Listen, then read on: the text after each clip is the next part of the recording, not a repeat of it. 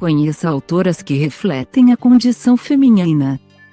Madame Aclisso foca numa Argélia tomada pela instabilidade após a independência.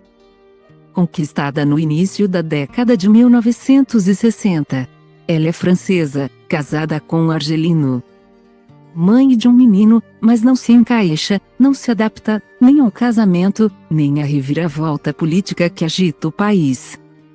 Heitor é o namorado erudito e abusivo de uma mulher que tem a violência e a depressão como constantes em uma vida sofrida.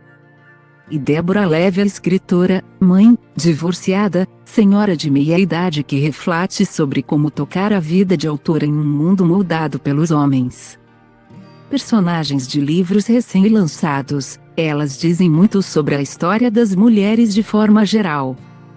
Para cada uma coleção de angústias, medos, obstáculos e situações pelas quais passam boa parte das mulheres do planeta. Quando escreveu Satisfação, a francesa Naina Bouraoui queria falar de uma mulher presa em situação na qual é obrigada a se confrontar com a própria condição feminina. Casada com um argelino, Michelle Acli vive na Argélia em um período conturbado. O país acabara de se tornar independente e os franceses não são bem aceitos. O que piora quando se trata de casais mistos. São os anos 1970, a Argélia se volta para as tradições abafadas pela colonização e a vida social das mulheres se complica diante das exigências religiosas e de costumes. Entediada com o cotidiano doméstico, a personagem se volta para os cuidados com o jardim e com o filho. Por meio do qual conhece Catherine, mãe de uma colega de escola do menino, também francesa. Mas capaz de exercitar uma liberdade que Michelle deseja e não consegue alcançar. É um romance sobre a condição dessas mulheres nos anos 1970, isoladas em um país machista. Misógino, mulheres que olham de longe a revolução sexual acontecer em outro mundo ao qual elas não têm acesso. Explica Naina. Ela renunciou a tudo pelo filho, que adora, pelo marido, ela renunciou a ela mesma e se sente prisioneira do próprio corpo. Ela tem dúvidas quanto à sua feminilidade e sonha com amantes imaginários. Aspas. Uma parte de Satisfação é dedicada às reflexões íntimas da personagem, mas há também no livro uma outra narrativa. Uma perspectiva que sobrepõe a fragilidade psicológica de Madame Acli do próprio país. Convulsionado por uma revolução. A saúde mental de um país, acredita Naina, pode fagocitar a nossa. A violência dos homens é um ciclo e ninguém está a salvo. A história me parece circular. E não linear. O homem tem uma necessidade louca de violência, de controle, de destruição. Eu acredito na boa saúde mental de um Estado para garantir a saúde mental dos cidadãos. E acredito no Estado justo, protetor, responsável, assim como acredito no poder do amor e da poesia. Diz a autora, ao fazer um paralelo entre o período narrado pelo livro e a ascensão recente de governos extremistas em todo o mundo.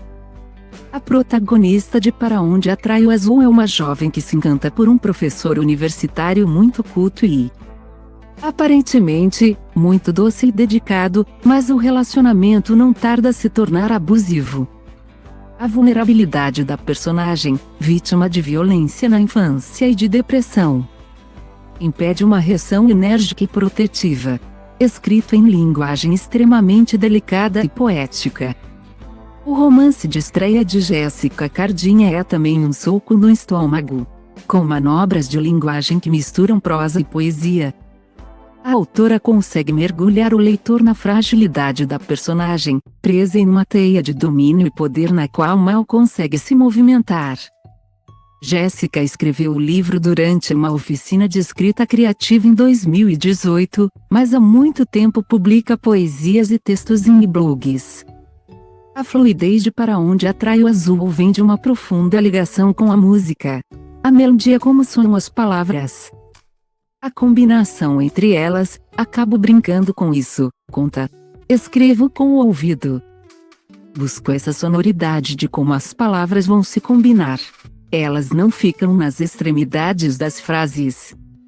Às vezes estão no meio do texto, é realmente muito em torno do ritmo, sonoridade, da melodia. Aspas.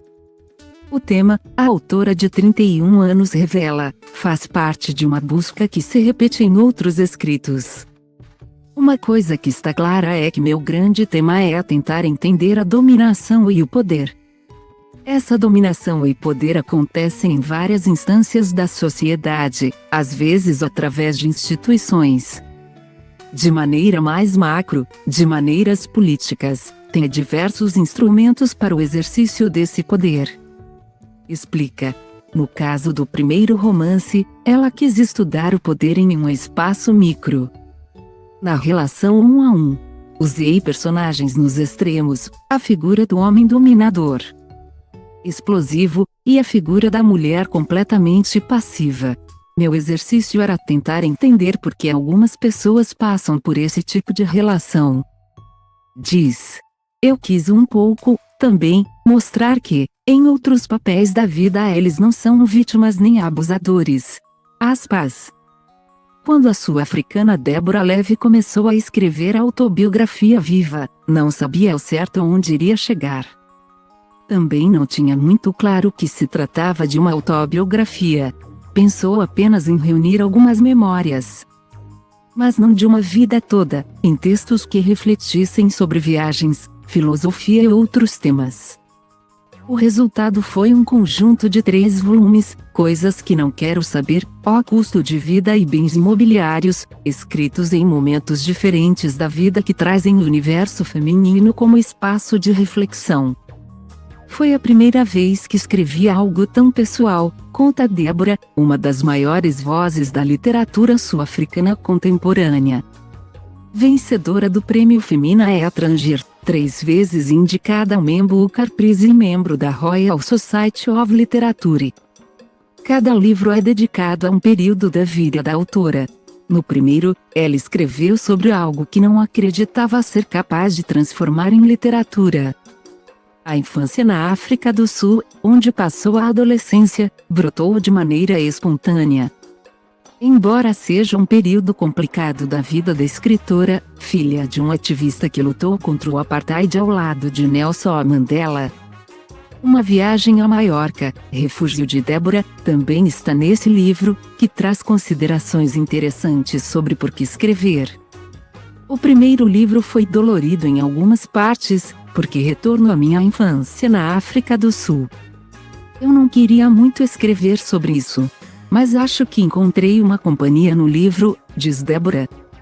No segundo volume, Ó Custo de Vida, dedicado aos 40 e 50 anos, Deborah se depara com o fim do casamento e a morte da mãe ao mesmo tempo em que vê a vida profissional alcançar o melhor momento. Enfrentar as convenções sociais, a maioria delas criadas pelos homens, e reencontrar sentido para a própria vida são desafios que ela passa a encarar. Em Bens Imobiliários, a autora chega aos 60 anos acometida pelo desejo de ter uma casa própria. A construção do lar, não apenas no sentido físico, mas também no afetivo, conduz a narrativa do livro. Decidi chamar de autobiografia viva porque era algo vivo, não algo velho e nostálgico. Foi assim que o primeiro livro começou. Então encontrei essa voz, que às vezes sussurra. Fala alto, é suave. Há muita dor, às vezes, e outras vezes há muito humor. Isso começou a parecer vivo, conta.